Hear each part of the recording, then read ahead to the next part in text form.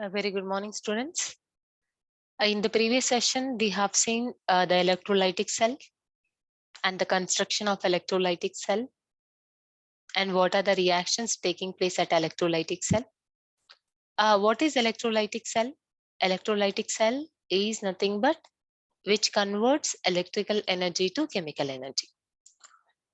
That means by applying electricity or by consuming electricity, the chemical reactions are taking place. Here, what are the chemical reactions? Chemical reactions are the oxidation and the reduction reactions. Those are called the redox reactions. So by consuming electricity, the oxidation and reduction reactions are taking place. So just let us see the diagram of electrolytic cell again. This is the diagram of electrolytic cell. We have the two electrodes, anode and the cathode. This is anode, which is having the positive charge, and this is cathode, which is having the negative charge. And these two electrodes are connecting with the help of battery. And now the two electrodes are dipping in the electrolytic solution. And electrolyte is the any electrolyte which can be decomposing easily. Now here anions are migrate towards positive electrode. Anions are nothing but the ions which are having the negative charge are moving to the positive electrode, and cations are migrate towards the negative electrode. What are the cations? Cations are nothing but the ions which are having the positive charge. Yes, so this is happening in electrolytic cell. Now in galvanic cell, it is reverse. What is the charge of anode? What is the charge of cathode in electrolytic cell? In electrolytic cell, anode is having the positive charge and cathode is having the negative charge. So it is completely reverse in the voltaic cell or the galvanic cell. In electrolytic cell, electrical energy converts to chemical energy, but whereas in voltaic cell, the chemical energy is converts to electrical energy. That means due to the redox reactions, electricity is producing in the voltaic cell. Voltaic or galvanic cells are electrochemical cells in which spontaneous redox reaction produce electrical energy. That means after the redox reaction, only electrical energy is producing in the voltaic cell. In all voltaic cell, electrons flow spontaneously from the negative electrode to the positive electrode. Yes, what is happening in voltaic cell? The electrons will be flow from negative electrode to the positive electrode. That means the anode to cathode electrons will be transferred in the voltaic cell. And it composed of two separated half cells, which each consists of a metal rod or strip immersed in a solution of its own ions or an inert electrolyte. So here it is having the two half cells. What is mean by the half cell here? Half cell is nothing but electrode is dipping in its own salt solution.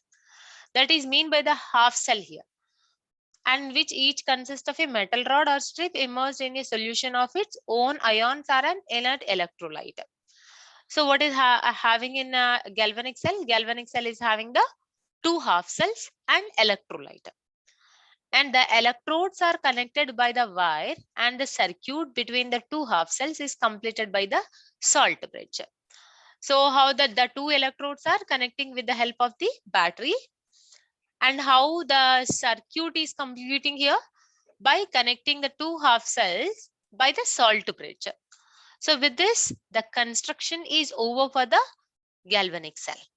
And this can be any medium through which ions can slowly pass. Yes, so through the salt bridge, the ions will be transferred from one solution to another solution. The electrons flow from the anode to cathode through the external circuit rather than passing directly from one substance to another substance. So here how the electrons are transferring? Electrons are transferring from anode to cathode through the external circuit. So directly the electrons will not transfer from anode to cathode. Through the external circuit only the electrons will be transferred from one electrode to another electrode. What about the sign of the electrodes? We have seen the anode with a positive and cathode with a negative charge in electrolytic cell.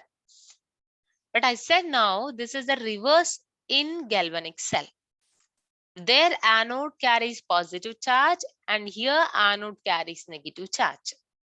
And their cathode carries negative charge and here cathode carries positive charge. This is a sign in the galvanic cell. This is the negative electrode, which is anode, see anode, and this is cathode. This is called anode half cell and this is called the cathode half cell. Yes, see, unlike the electrolytic cell, in galvanic cell, we have the two different beakers and two electrodes. This is called one half cell and this is called another half cell. What is mean by the half cell? Electrode is dipping in its own salt solution. Electrode is dipping in its own salt solution. Here zinc is dipping in zinc sulfate. Copper is dipping in copper sulfate. That is mean by its own salt solution. This is called anode half cell and this is called cathode half cell. The two half cells are connecting with the help of battery. Now the two half cells are connecting with the help of salt bridge, which is having the potassium chloride. Now the circuit diagram is complete. Now electrons. Initially the electrons are losing at anode. What is happening at anode? At anode always oxidation reaction is taking place. Oxidation is nothing but loss of electrons. So zinc is losing 2 electrons to produce Zn+2. Now these electrons are transferred through the external circuit to the cathode. What is there at cathode? At cathode we have the copper +2. This copper +2 in the solution is gaining these 2 electrons to produce copper. So this copper deposited on the electrode. Zinc electrode erodes and copper electrode deposits. Zinc is losing electron, copper is gaining the electron. So zinc is undergo oxidation and copper is undergo reduction. Yes.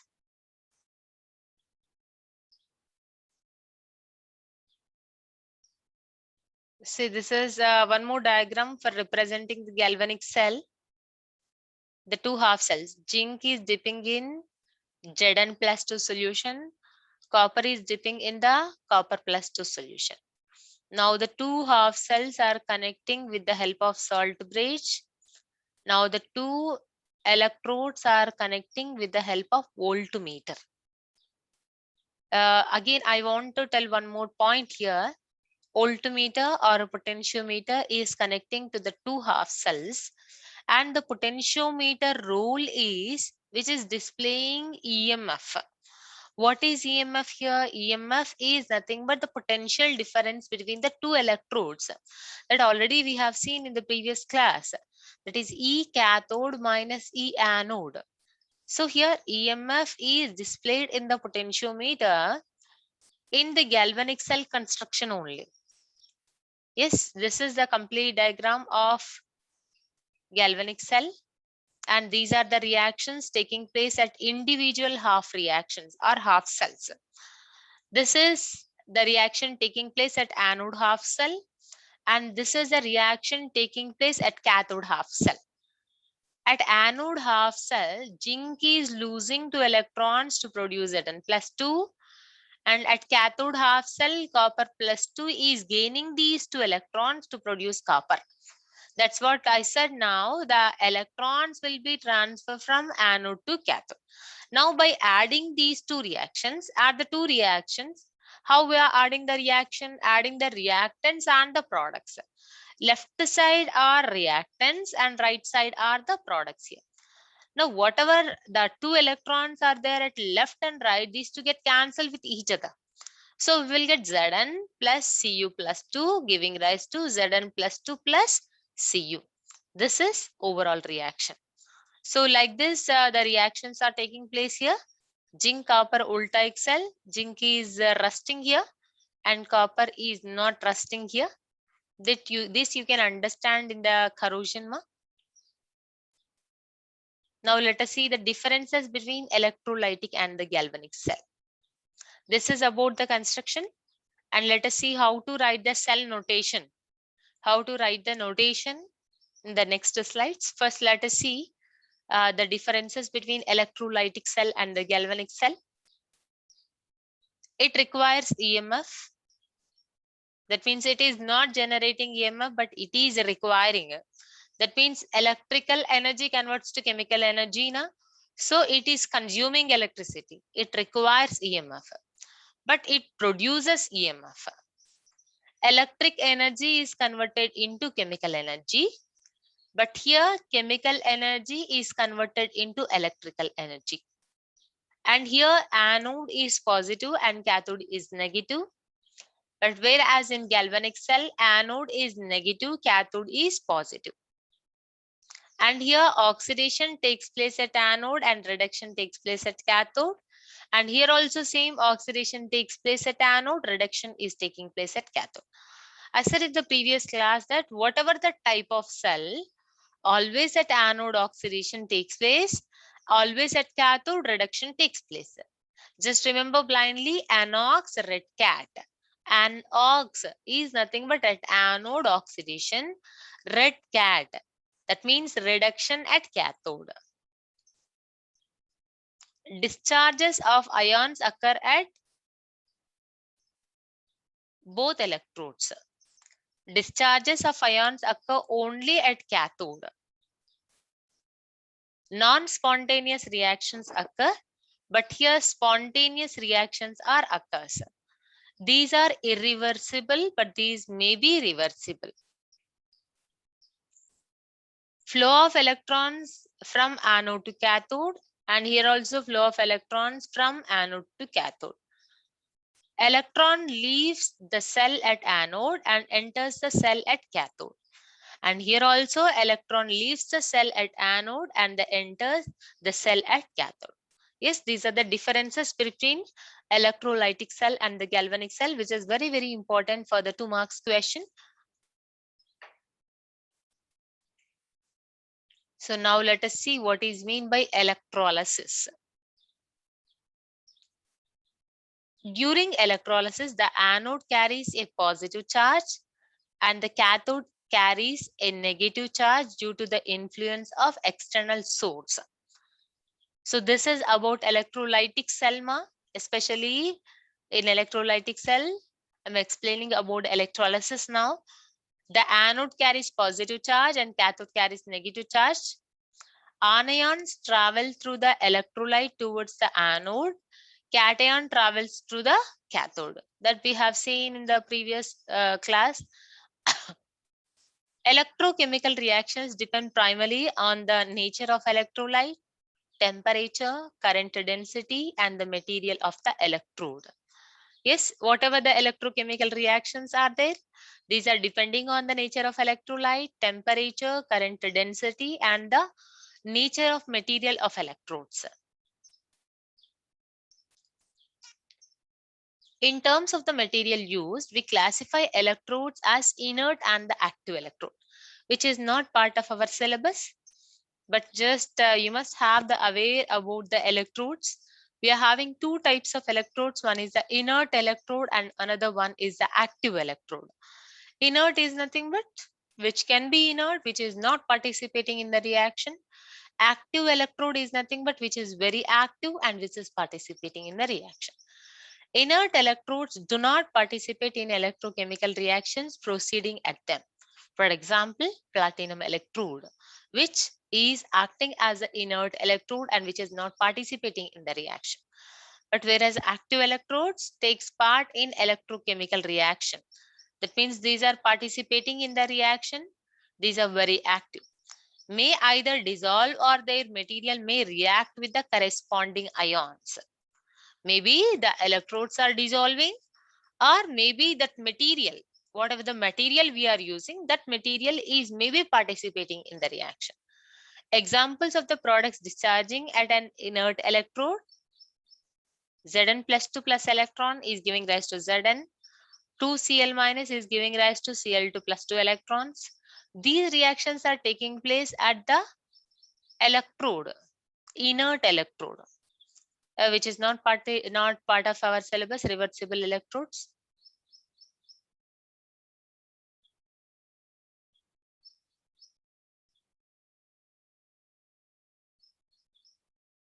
This is very, very important.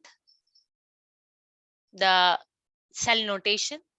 Cell notation is very, very important. How to write the cell notation. In a cell diagram, the anode is written on the left, the cathode on the right. How the diagram is same like that, we are having the cell notation also. Left side we will be having anode and right side we will be having cathode. So like that only we have to write the cell notation. Left side we have to write anode and right side we have to write the cathode. Their charges may but do not have to be marked. Yes, so you can write, you can identify the charges, but no need to write the charges over there. The phase interface is marked by a single vertical bar. We are having a single vertical bar in between anode and anode electrolyte. Cathode and cathode electrolyte, we are having a single vertical bar. The salt bridge, which has two phase boundaries, is shown by a double vertical line. How the two half cells are connecting? The two half cells are connecting with the help of salt bridge. That salt bridge is representing with a double vertical line. With the electrolyte, we note its molality or activity in brackets. So wherever we have the electrolyte, wherever we are writing electrolyte, at that electrolyte, we can mention the electrolyte concentration, that is molality or activity. For gas electrode, the gas pressure or fugacity is given in brackets. So generally for gas electrolytes, we can mention the pressure instead of the concentration. A dash is written between a gas electrode and its carrier. See, this is actual representation of the galvanic cell. Zn single vertical bar, Zn plus 2, double vertical line Cu plus 2 / Cu. What I said now, left side anode, right side cathode. And anode electrolyte, in between that we are having a single vertical bar. Cathode electrolyte, cathode, in between that we are having the single vertical bar. Now anode and cathode are separating with the help of double vertical line, which represents salt bridge. And this is electrolyte. Whatever the ion is there, ion is nothing but electrolyte here. Zn plus 2 is nothing but ZnSO4. Cu plus 2 is nothing but CuSO4. And here the Zn plus 2 concentration is 1 molar and Cu plus 2 concentration also 1 molar. And here zinc is the solid and copper is the solid. This is way of writing the cell notation. Cell components for the zinc copper cell are a metallic copper strip immersed in 0.1 m copper sulfate solution, a metallic zinc strip also immersed in the 0.1 m zinc sulfate solution. And this is the diagram already we have seen in the previous slide. And this is also very, very important for you. Thermodynamics of electrochemical cells. Electrochemical cell converts chemical energy to electrical energy and vice versa. So I said electrochemical cell is nothing but the cell which converts chemical to electrical, electrical to chemical energy. The total amount of energy produced by an electrochemical cell and thus the amount of energy available to do electrical work depends on both the cell potential and the total number of electrons that are transferred from the reductant to the oxidant during the course of a reaction. Yes, here the total amount of energy produced by an electrochemical cell and thus the amount of energy available to do electrical work depends on both the cell potential. It is depending on the cell potential and the total number of electrons that are transferred from the reductant to oxidant and oxidant to a reductant. The resulting electrical current is measured in coulombs, an SI unit that measures the number of electrons passing a given point in 1 second. The maximum amount of work is equal to the product of the cell potential and the total charge transfer during the reaction NF. So for transfer of electrons, it will do some work. That maximum work is equals to the cell potential and the total charge transfer. So W max is equals to NF E naught cell. See here, W max is equals to minus NF E naught cell.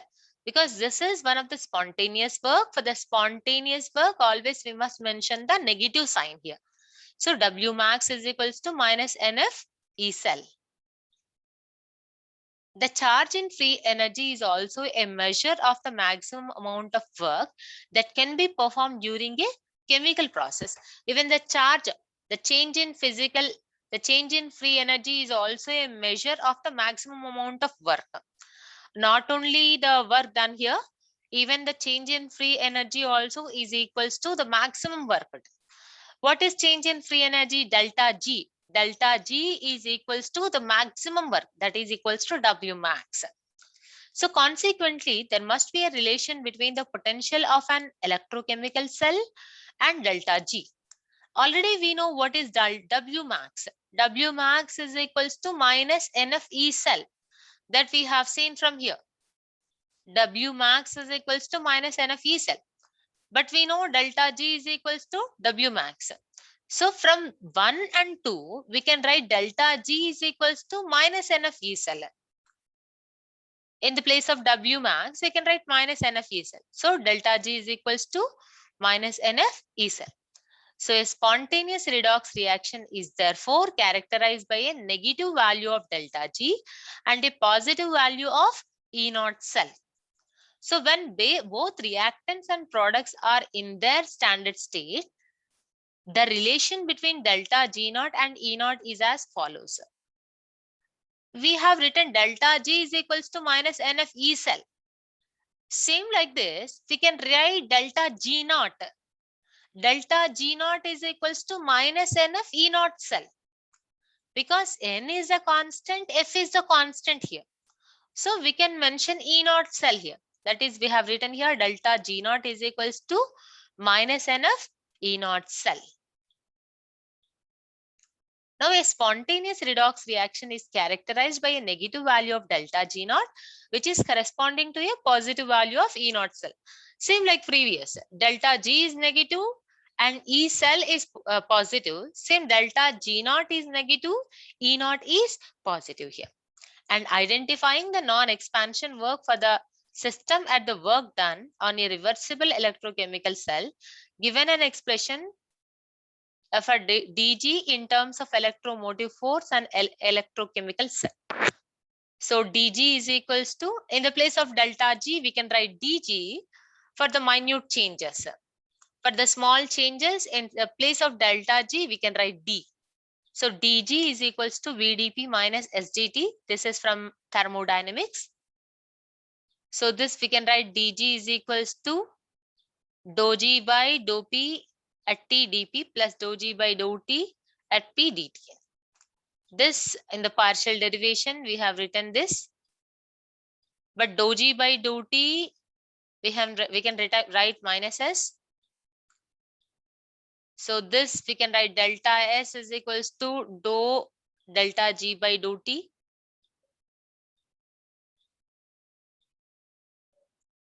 So finally, we can write delta S is equals to NF dou delta E by dou T. Here we have written delta S minus of dou by dou t of delta G, but we know what is delta G. Delta G is equals to minus NFE. NFE I have written here, but minus of minus plus. So we will get plus NF delta E. NF is constant, so we have not written delta and delta F here. NF we have written it back outside, dou by dou t and delta E. Thus, ds depends on the temperature, depends on the electromotive force and electrochemical cell. So finally, delta H is equals to minus NFE plus NFT dou by dou t delta E. This is thermodynamics of EMF. This is very, very important in the external examination for 5 marks. So thank you so much. Remaining we'll see in the next class.